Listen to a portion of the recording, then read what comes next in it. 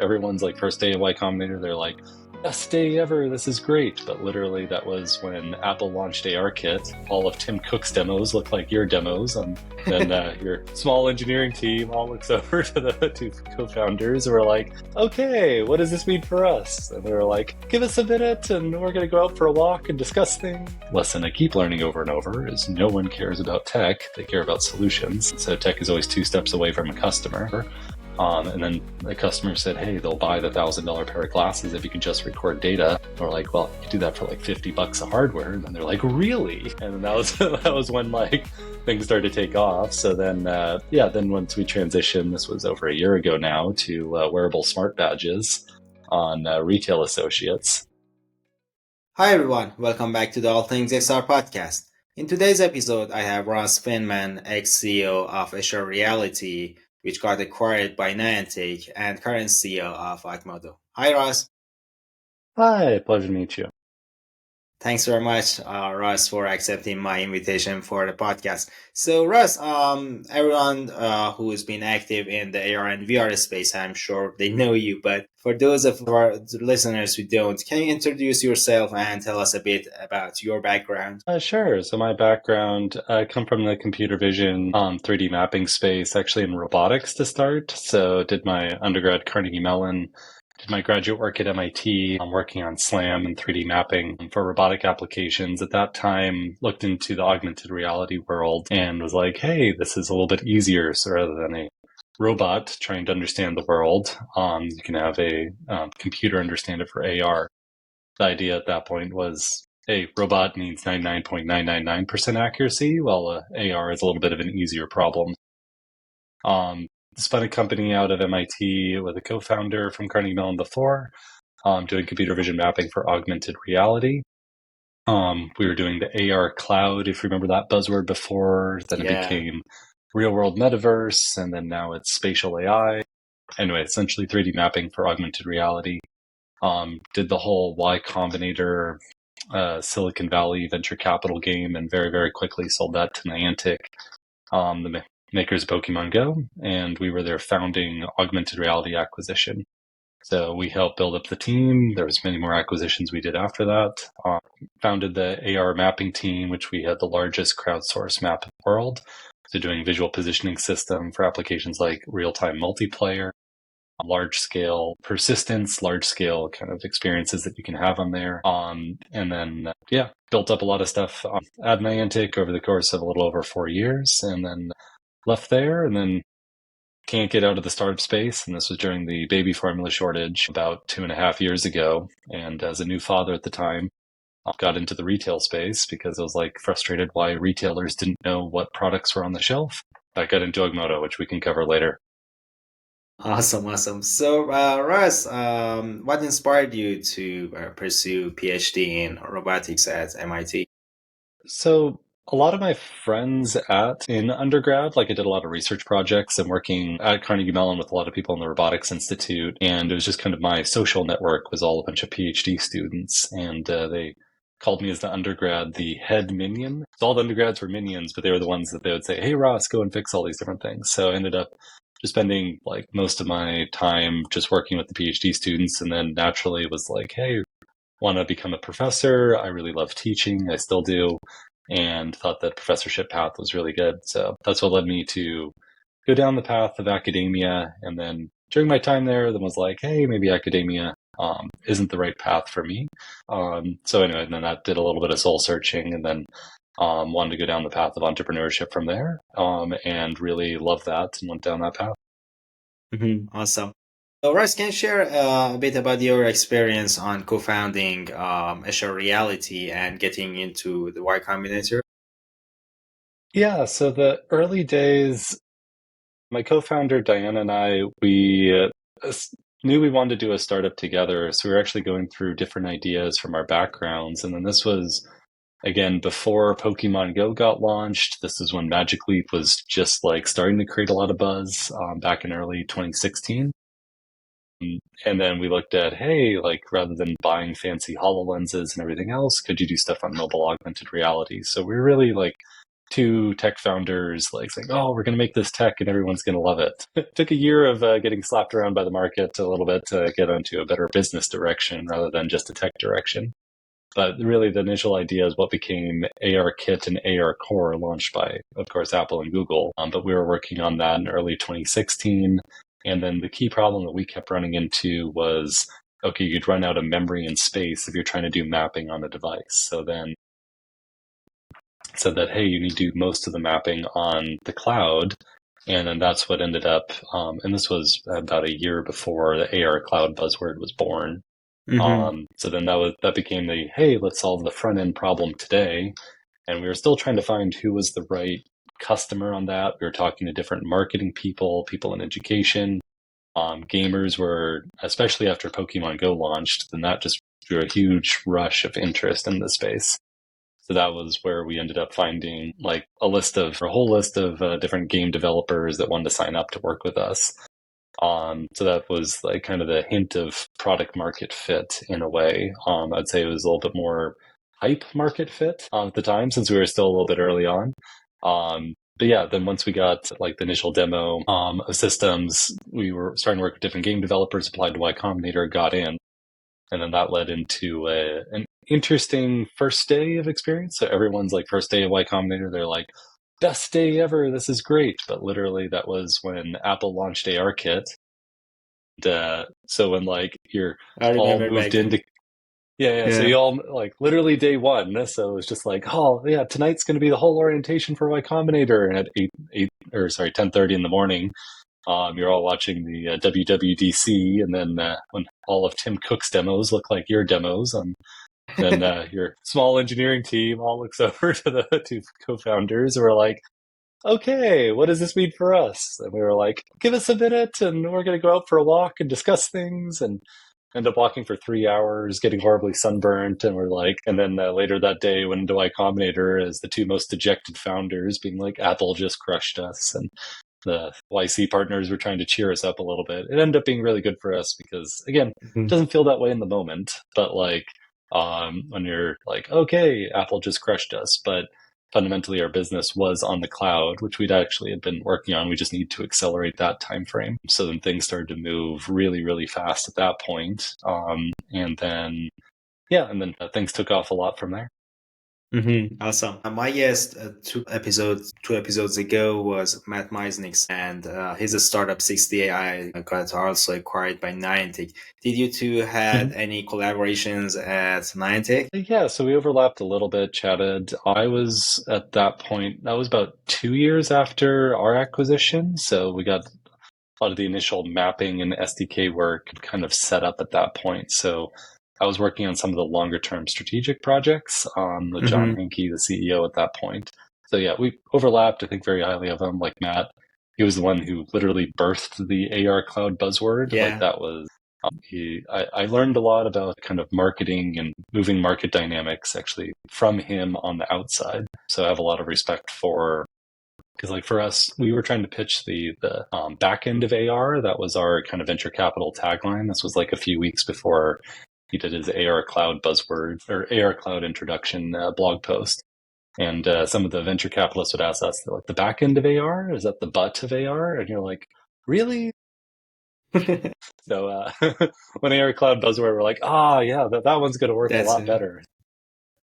Yeah. So once he helped build up a lot of the momentum and interest in the space, and then Niantic, when they were going through and talking to many companies, we were the ones that had a lot of the, like, we were happy to demo the tech, show it, and we've been working on it for quite a while already. So then that was it was a good match because they were also like over 90% of the market that we were going into. And I still remember it. John Hankey and I went out to dinner, and he said, he's like, I want to map the world again. And it was like, what a boss.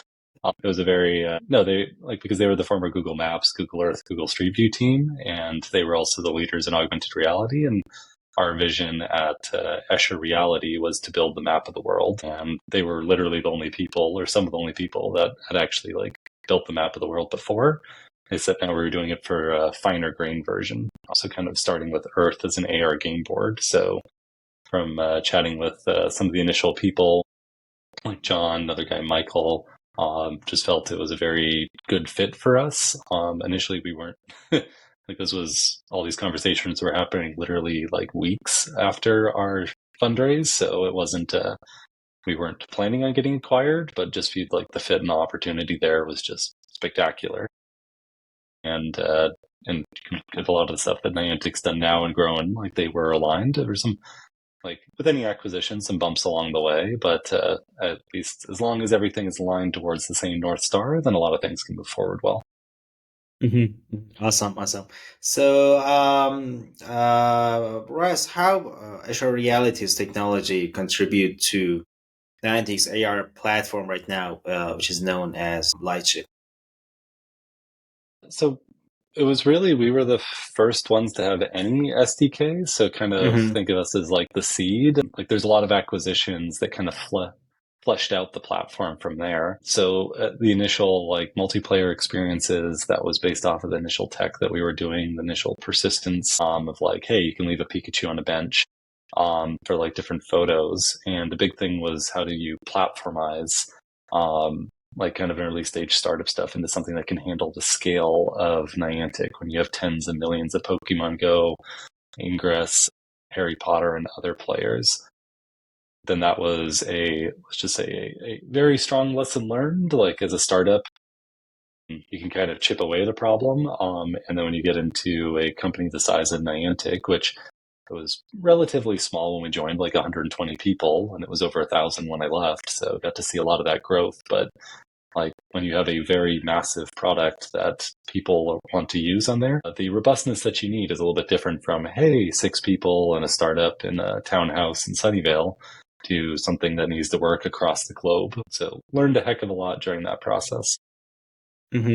Awesome. So, Russ, can you share a bit about your lessons and experiences from the acquisition of Escher Reality by Niantic? What would you change about your negotiations, your decisions about this subject? Well, can't go into too much of the details of any of the negotiation stuff. All that Yeah, I'd I say guess so. is, well, it didn't feel like it at the time. Niantic was actually a pretty nice acquirer. They were still figuring it out, but also I was like 27, 28 years old, and it was literally the first business deal of my life. So I was trying to navigate that. I would say the high, or I won't talk through any of the deal terms, but at least from an emotional perspective, very, very challenging. And like the emotional highs and lows are very, yeah, and they're very extreme on there. So like for months, I actually, as I was going through it, didn't sleep more than like 4 hours a night, not because I didn't have the time. It was just I'd wake up from like nightmares, and then you'd be like, oh, okay, what about this thing and that term, everything else? And are they playing games on this? Because there's a little bit of a, like you are 2 people across the table from each other. And then when you get to the other side, you realize, oh, actually, they were actually trying to be nice on most of the stuff. And there's a lot of, you hallucinate a lot of kind of bad things during the process on there, which, like Niantic, they were very good people.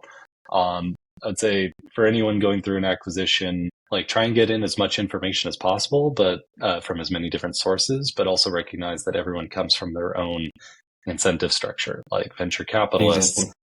The moment that you get to hey, the pie is fixed, any of them then can shift into, oh, well, how big is my pie? Like, so rather than everyone being aligned on growth, when it comes down to like, here's the things that go to the employees, the founders' retention versus what goes to the cap table. So incentives aren't aligned at that point. So someone who, and we had great investors and everything else, but it was kind of, you could tell like some of the stuff in there, like you could be pushed in a certain direction. And then also just managing the loneliness of it all. So then if you're like, your employees are, hey, we're trying to build the product, like why we don't see you, you're just quote going out to lunch all the time, but like you're doing what is best for the company at that point. And from their perspective, it makes sense. But from a founder's perspective, that can be a little bit hard to balance. How do you navigate conversations like with your kind of co-founder at that point? Because again, everything's moving very quickly. So then there's a lot of just trust in terms of, hey, you handle this, I handle that.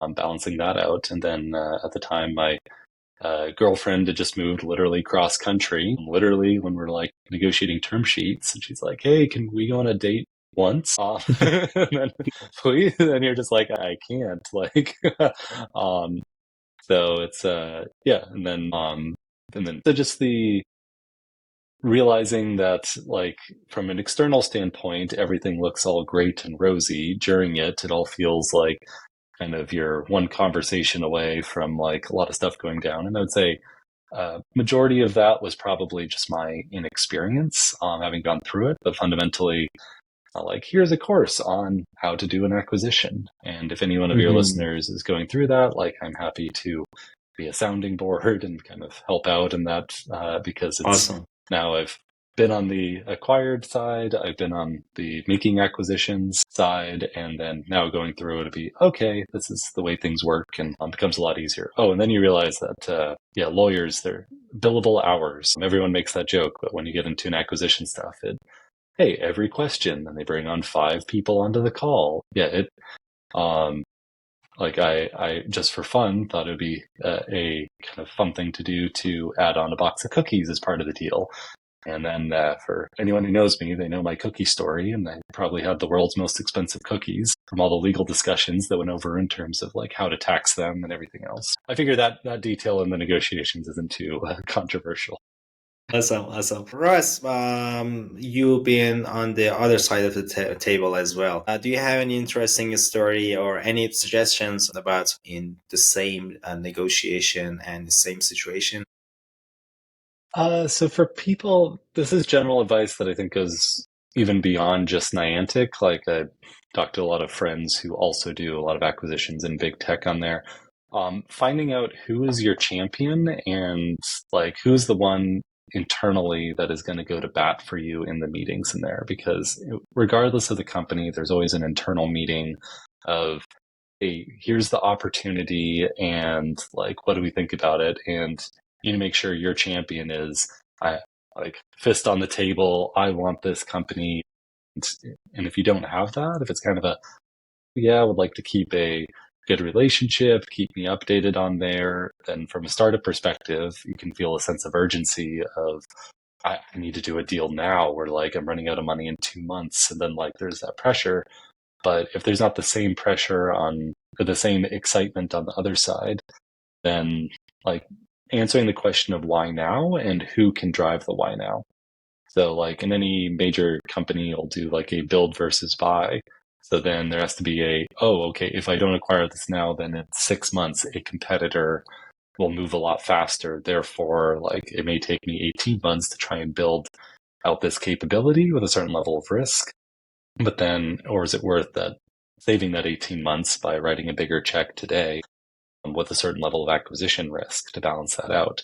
So just making sure you understand who is the champion, like how excited are they about it, and what is the why now that is driving the decision. Because like I was in some conversations that like, hey, there'd be no difference between now and 6 months from now. And if that's the case, then you're probably not going to get a deal done. So anyway, there's a lot of nuances in there, but those would be the high level takeaways. Awesome.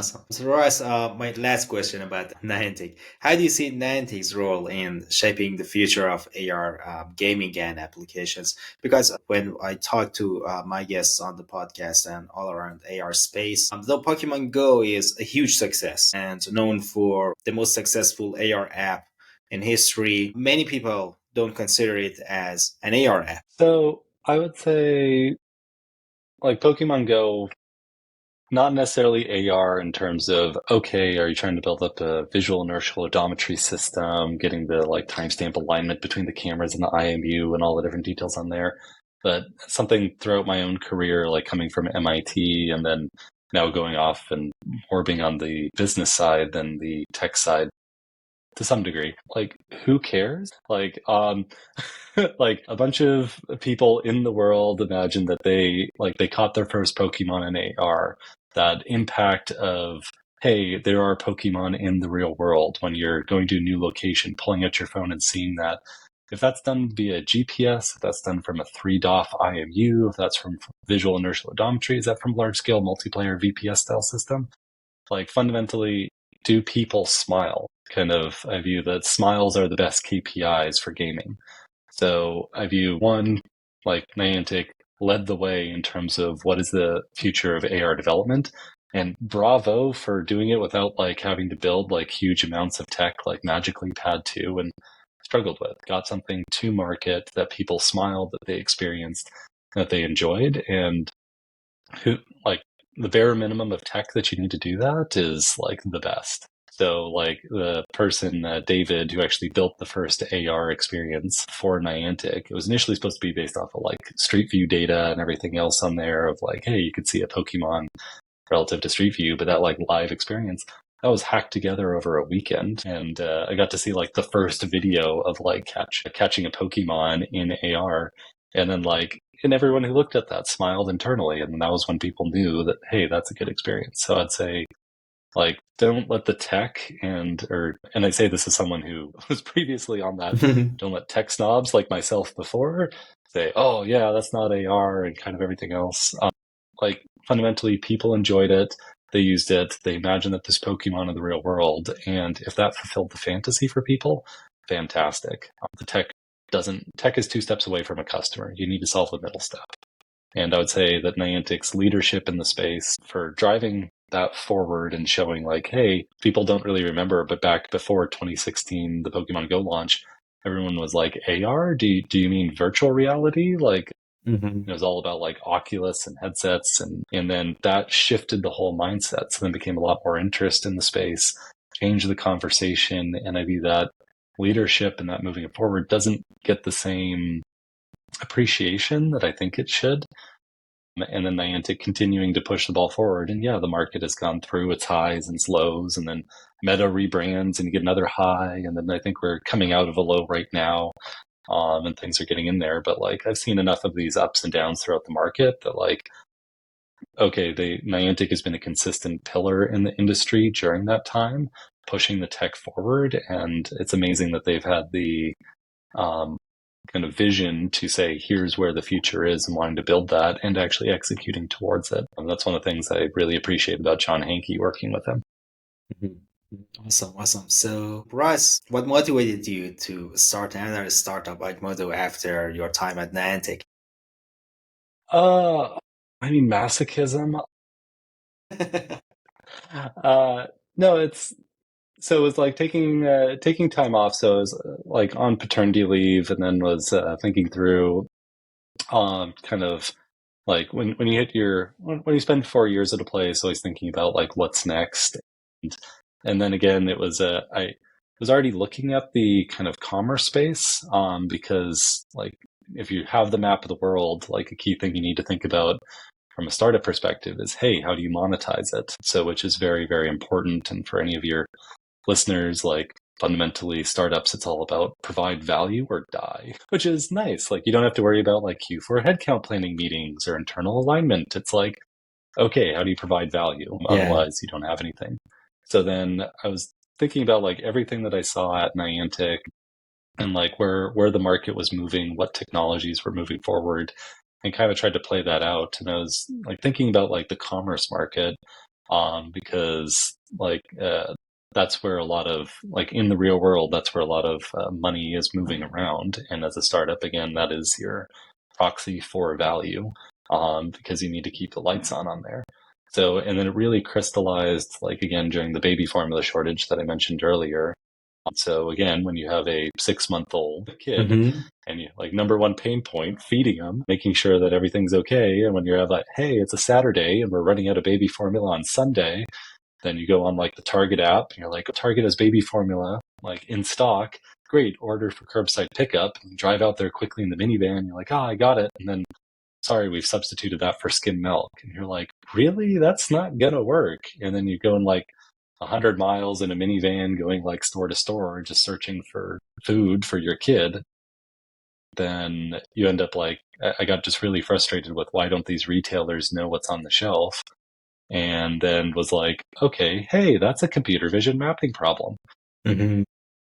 So then initially got in the space, and again I was a little too tech forward at the beginning, but like, oh, you could solve this with like AR glasses, you could record data with the camera, you could have a hands-free display. And it was like wonderful, or it made so much sense from a technology standpoint. And then again, from the lesson I keep learning over and over is no one cares about tech, they care about solutions. So tech is always 2 steps away from a customer. So then it was when we finally found like our stride when we actually built out a whole AR headset shopping experience for an e-commerce shopper. And then the customer said, hey, they'll buy the $1,000 pair of glasses if you could just record data. And we're like, well, you could do that for like $50 of hardware. And then they're like, really? And then that was that was when like things started to take off. So then, then once we transitioned, this was over a year ago now, to wearable smart badges Awesome. on retail associates. So then just, hey, they wear a dumb badge today. And if you can just have a passive wearable smart badge, you can actually build, and again, from a tech perspective, these live updating 3D maps of a store. So you think of it like a Google Street View for shelves, updated at any time an e-commerce person, a stalker, a janitor, a manager is walking around the store. So 100% passively. Then if you're able to build up that map of the store, then it's a lot easier to monetize the data for commerce than it is to monitor sidewalks, playgrounds, and fountains. So like, I like to say that spatial computing connects bits to atoms and retail connects atoms to money. And again, it's not about just the exact dollars and cents per se, but like as a startup, you need to keep the lights on everything else, then you need to provide the value to the customer in that way. And we found a lot of interest and traction and have already launched with customers that have been super excited and saw like massive, like 9 figures of improvement from like a 4-week setup, or sorry, a 4-week kind of testing system. So it's, things have been moving very, very quickly. And fundamentally, I view that like commerce is going to be one of the most disrupted markets by all the spatial computing tech, because it's fundamentally like people moving goods. And if you can, again, free up their hand with future AR glasses, if you can help track a lot of the inventory, if you can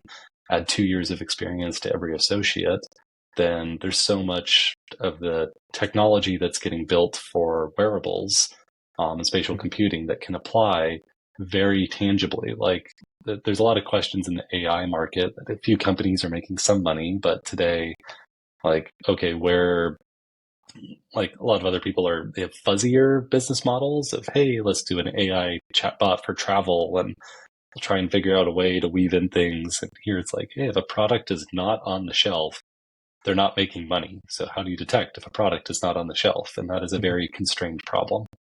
So I'd say a high level takeaway for your listeners and people who want to get interested in space, make sure you have very tangible, concrete problems. So like for Escher Reality, it was like, if I put a Pikachu on there, I want you to be able to see the same Pikachu. Now with Augmodo, it's like, hey, if a product's not on the shelf, you're not making money. So then, and the customer's unhappy, they're not getting their baby formula. Like retailers unhappy, they missed out on a sale on there. Suppliers unhappy because so anyway, it's just having those grounded examples and not just tech, if you build it, they will come. And I say that as someone who started off with both my companies a little bit more, especially the first one, way too much on the tech side.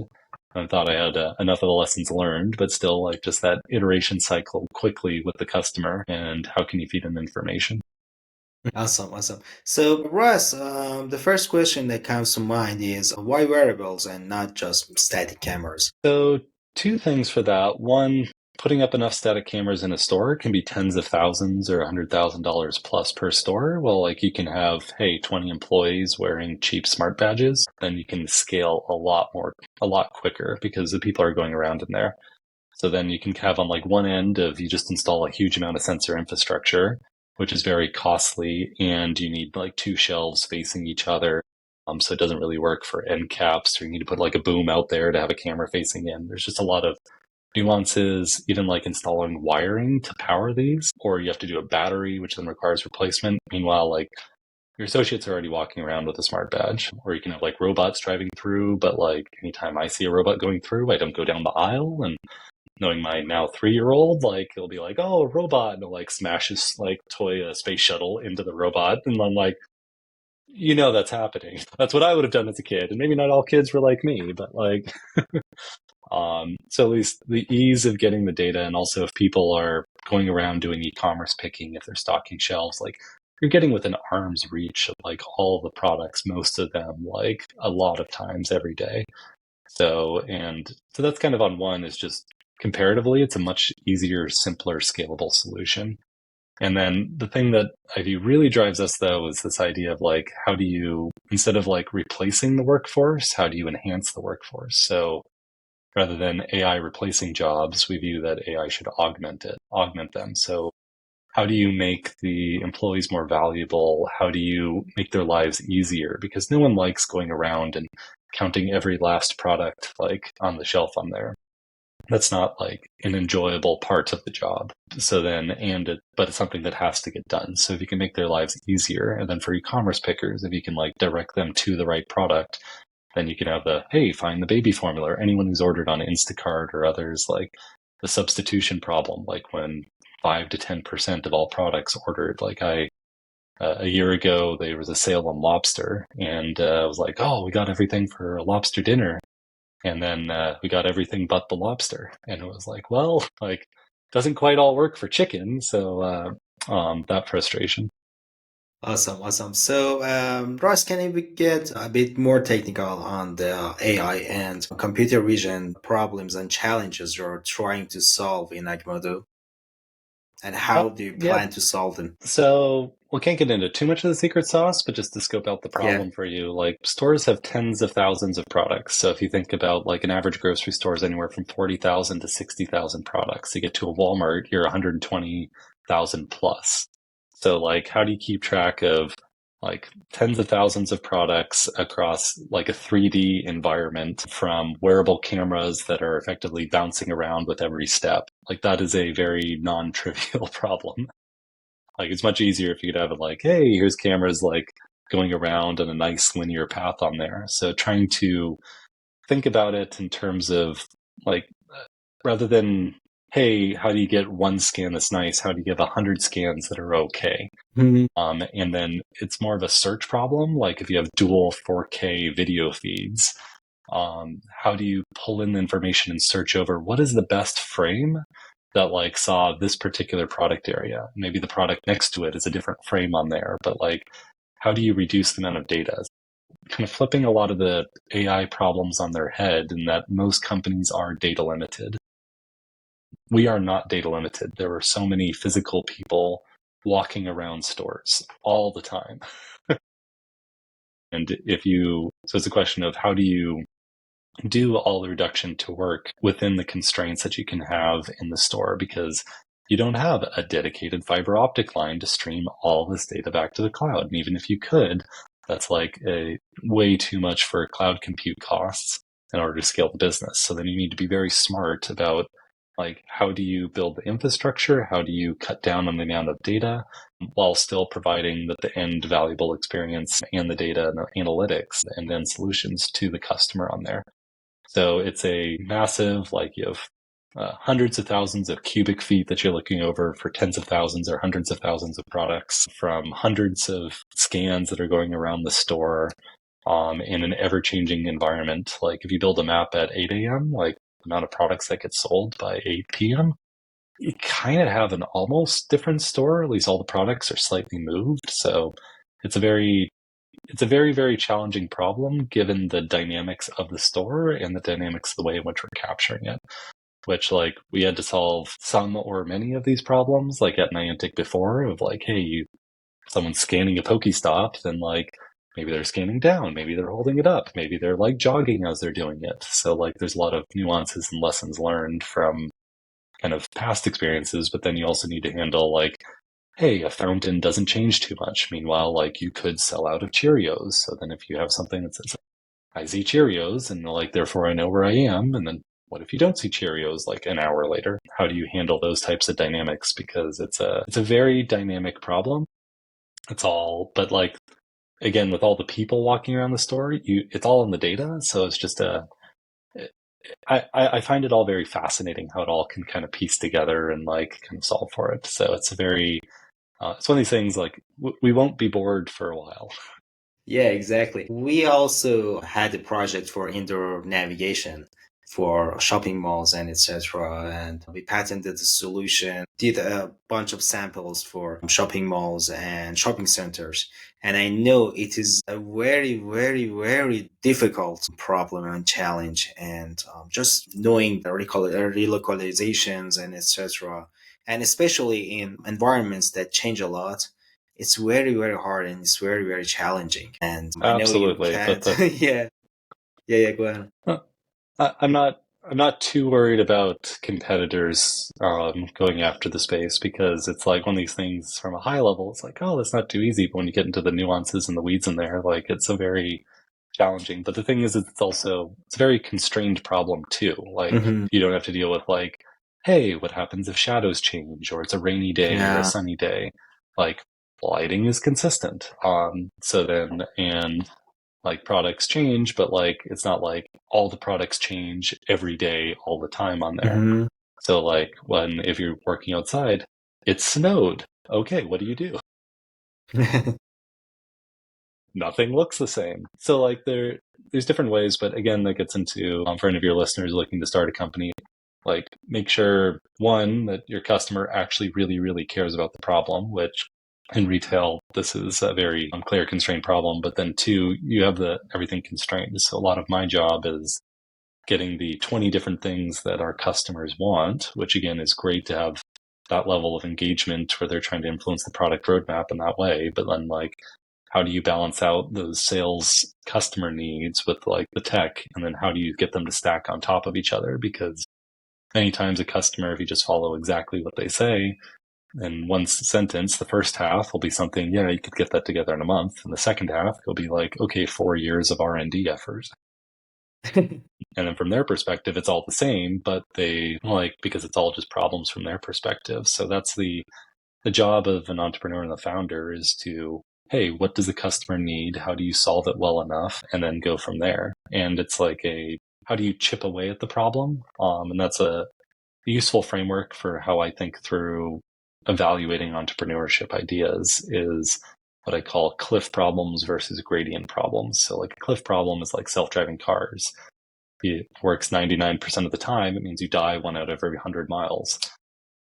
So then but like so those are very very hard, and arguably like I haven't seen many companies succeed at cliff problems. Yeah. But if you can have like companies like Airbnb or Uber, it's like, okay, start with San Francisco, expand to New York, expand to here, and you can kind of chip away at it. And I view for every startup that I've seen that's done well, they've been able to elegantly balance out the enormity of like the vision that they're going after, but then being able to have here are the chipping away in order to get in there, so that makes the customer happy along the path as you're building it. So, and that's part of just the journey of entrepreneurship is balancing out all the different needs, all the different constraints. You only have so much money, so much people, like so much time in order to build all this stuff. And like, but that's the multidimensional kind of game that you need to play. Yeah, yeah, totally get that.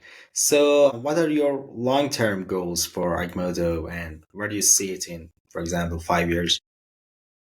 I get very, very excited about like the future of what commerce can be on there. So to be specific about that, like I view you can have a spatial AI assistant for every associate. So people talk about that with like Humane tried to go after that, had their own challenges. But like if you can have that for like the largest physical workforce in the world, where every associate can have 2 years of experience on day one. They know where every product is. They're given information when and where they need it. So like that I view as an exciting kind of goal and where we want to get to. And how do you enable every employee? So it's not just is a product on the shelf or not. It's how do we help people in their job, like for the largest physical workforce on the planet. And then where I get really excited in like the 5+ year horizon is changing the future of shopping. So like I view if you want on your Apple, Google, Meta smart glasses, like if you want to have shopping as a use case, you're going to need the data of the store. So like how do you integrate on like your Apple glasses or your Meta Ray-Bans to like navigate your shopping list? How do you have a gluten-free filter? How do you have like right now like clipping coupons and bringing them in to save like dollars here? Like that's really annoying. what if that could be done automatically? And one of the things that really cemented that for me was when we were trying things out with AR glasses. And then when you grab a product and just with recognition model, just by looking at it, it dings it off your shopping list. Like every person I ever demoed that to smiled. Like that was oh wow. It was like a wow moment and then that was when I'm like, okay, this is going to be like the future of shopping when you have smart glasses can be a fundamentally better and more magical experience. It was like that kind of Steve Jobs, Apple, like wow moment that, okay, people didn't care about the tech or anything else, but there was just an emotional, positive, like smile that they got out of it. And as I talked about before from gaming, like the power of like smiles are the best KPIs. Works a little bit more in gaming than it does in the retail world, but like that if you have the data of the store to enable the workforce, you also have the data that you need for the future of consumer shopping once consumer adoption gets big enough. And I view in the 5-year horizon with like the popularity of the Meta Ray-Ban stories and like Google announcing glasses again, a bunch of other companies going after it. Like it does feel like for at least a simple heads-up display, like the timing is getting pretty close on there. Where it's independent for us, like we have our own hardware, we have our own business model and everything else, but like once you're in the store, like I don't view many other big tech companies are going to do all the B2B retail integration to connect all that. Like, is Apple going to work with every like pharmacy, big box, like grocery chain? No. So, so if you can, yeah, like that part of how do you change all of commerce is very interesting. Yeah, surely. Russ, how do you see the relationship between AR and AI evolving in the coming years? Well, it kind of gets into the definition of AR. So if you're looking for immersive AR of like what HoloLens or Magic Leap are the ones we're trying to do where, hey, I can see a Pikachu can run around on my thing. I still view that's a ways away. Like I view that can be very helpful, but like the heads-up displays and like Meta's already done this with the um, AI assistant in the Ray-Ban glasses. Now that's entirely like there's no display in there at all.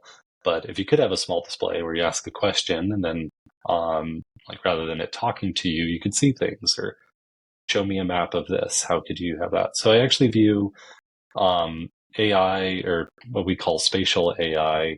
There's kind of the pure digital AI of, hey, ask questions and you just have like an LLM like a Gemini or ChatGPT or Llama model, and then it answering for you in a pure digital space. Like that's all going to develop naturally. But when you get into spatial AI of what are you doing in the real world, that's where I view a lot of the opportunities start to get unlocked for augmented reality. So again, you're not going to have this full 6DoF tracking, multiple cameras on all the time, like 3D displays, 70-degree field of view, like the Orion devices that Meta demoed. I think I'll be surprised if that in a glasses form factor happens this decade. But you get the small heads-up display systems that I view are getting good enough. That's where I view a lot of the spatial AI and what could you do with a constant on wearable camera?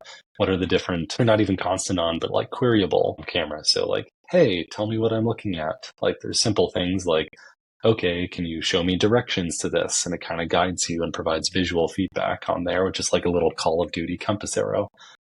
Biased, but I do think shopping is going to be a major use case of like, hey, what if that compass arrow could guide you to help you find the black lentils in a grocery store because I don't know where those are. So that I view the relationship of AR and AI probably in the short term is going to be in the heads-up displays, in the smaller glasses, in the consumer world, and I even think to a certain degree in the B2B space as well. But like, how do you get, what are the simple, concrete things that you can do rather than here's an AI assistant to help you with every aspect of your day. Like that when you're dealing with the real world, like you've dealt with this, like even if you have here's an AI assistant just for malls. Like, okay, there's like 100+ stores just in a mall. Like these are very large areas. Like that starts to open up a lot of the problems within there. So how do you get very constrained and specific? So like an example could be hey, tell me like given my pantry, like taking a photo of it, what could I make for dinner? And then step me through some of the processes in order to make that. Like okay, that gets rid of recipe guides, scrolling through allrecipes.com and like everything else in a very visual, more intuitive way. Not entirely sure what the business model is in that one, but that is a use case with hey, you can take a photo, you can do this just with an LLM, and can connect the physical and digital for something that's actually practical. Again, business side, maybe there's something there, maybe something not, but just an example off the top of my head, harder to come up with. Awesome. So, Russ, as an entrepreneur, how do you manage your mentality, your psyche? And we all know that being an entrepreneur is a very stressful job and situation. How do you manage that? How do you manage as a parent? How do you manage your work-life balance? Do I you believe in mean, that at all? well, let's say like it is a balancing act, and like some days are worse than others, and then so like everything for an entrepreneurship, you're pushing yourself to the absolute limit, and you have to love living at the limit. Like where it's every day it's not like oh okay, I don't need to work today, or oh it's Christmas vacation, no one's coming into Google for the next 2 weeks, therefore you can go in there. It's like okay, like how do you kind of like you have to enjoy the grind. So I'd say like for balancing the psyche on there, like, hey, when you have your down days, then I listen to some like the gym motivational music that's like fall or knock down 7, get up 8, and kind of like driving you forward. So yeah, I would say uh, again, there's a great video from Elon Musk where he was quoting another entrepreneur, but it was if you need motivation, like doing entrepreneurship is like eating glass while staring off into the abyss. You need to like enjoy the pain in the moment while you're off in the unknown figuring it all out, and then that needs to excite you and you find the opportunities within there. So at Sean least for me, Parker, I like think. balancing. Oh, okay. Maybe he was quoting Yeah. Sean Parker on that. Yeah, I remember the Elon Musk clip, but I knew he was quoting Yeah. someone else. Feel bad not with having the right reference, but it's a very apt quote, but also just the realizing that like during all the highs, you end up coming back to the mean, and then during all the lows, you end up coming back to the mean. So I've been through enough of the highs and lows of like, oh, you feel like terrible when Apple launches the same demo as you, and you're just like, are we crushed? And then like okay, 2 months later, you do fundraising in like 10 days just because, oh my God, there's so much interest flowing into the space. And then like you sell a company afterwards very quickly, and then you're in a very good financial spot. You're like, I'm on top of the world. And then like 3 months later, you're like, oh my God, integration of like 2 companies. Like this is very challenging. And then you have to deal with yeah, just the highs and the lows of the different startups, and just realizing that like over the long term, it's how do you chip away at it and balance it. I would say the hardest part for me is what you brought up. How do I balance being a good dad, which is arguably more important than anything I can do on the startup side. But you also need to balance out like your own work needs and everything else. And a simple thing that I've kind of come to is happiness comes from family and fulfillment comes from work. And you need to balance the both of them. Like just spending time with family, I feel like what am I like, what am I doing? What am I building? Everything else in there. And if I try to find fulfillment through my kids, I'm probably screwing them up a little bit. But then if I haven't been successful yet in finding happiness in my work, like I find it fulfilling, but it's not like on a day-to-day basis. Like this is just like Disneyland. Yeah. This is no, like it's so then I find that the balancing of happiness and fulfillment, that's something that I'm still working on getting the right balance of, but at least articulating that both are valuable but they're different. They both take time. But yeah, and I view my goal in life before was to like live a happy life. And now I don't actually think that is a good goal for me. Maybe it's good for other people and they're probably wiser than I am. But my goal in life is to live a life worth suffering for. So like when you get to the end of it and you're like, oh, geez, that sucked. And you're like, I'd do that again. There's a Yeah. certain like group of people and friends that you build up that they're just like, oh yeah, like you got a sucker punch to the face and like, but like you picked yourself up. And there's a certain excitement and growth and like even talking about it and like that's kind of the spice of life that I kind of go for. And like I can look back on the past year or two or 6 and say, hey, I don't know really what more I could have done with the time that I had. And if every 3 months in a startup, you can look back and say, oh, like we advanced so much more. Like we were in such a better spot than we were 3 months ago. And if you can keep saying that every 3 months, then that's a really strong amount of growth. And I find that fulfilling. But yeah, it's like, it's definitely not easy. And like, there's times when you're just like, curled up in the fetal position, being like, oh, geez, like, why is this happening? And then, but you just keep pushing forward and getting it. As long as, again, everything is building on top of itself and any bad days comes up to the mean and the good days. I actually have even developed maybe this is getting too much in my own personal psychology, but like every time like I have a really, really good day, I actually get like paranoid. I'm like, okay, I don't know what's going to happen. Like we just finished amazing conference last week and then they have like so much inbound interest. Things are so positive. Our current customers, things are going, and you're just like, okay, I don't know where the sucker punch is going to come from. Like, and then you're like, and then it's like, it's going too good for too long. Like something's got to break. And then you're just like, so it's kind of a little bit of paranoia on there, but it's also like, it's constant problem solving, constant like working through what are the different solutions, getting the team of people that you're with that you're all on the same page, and like you're not dealing with the like again the headcount planning, the performance reviews, the like alignment of internal things, all the communication challenges that you have across different teams that you can get in like large companies, and then you get that like in a small company, like you can really move fast. It's really rewarding, and it's just exciting. So I don't know. You can tell I like it. Yeah, me too. So, Russ, do you have any book or any kind of other contents recommendations that helped you in your journey?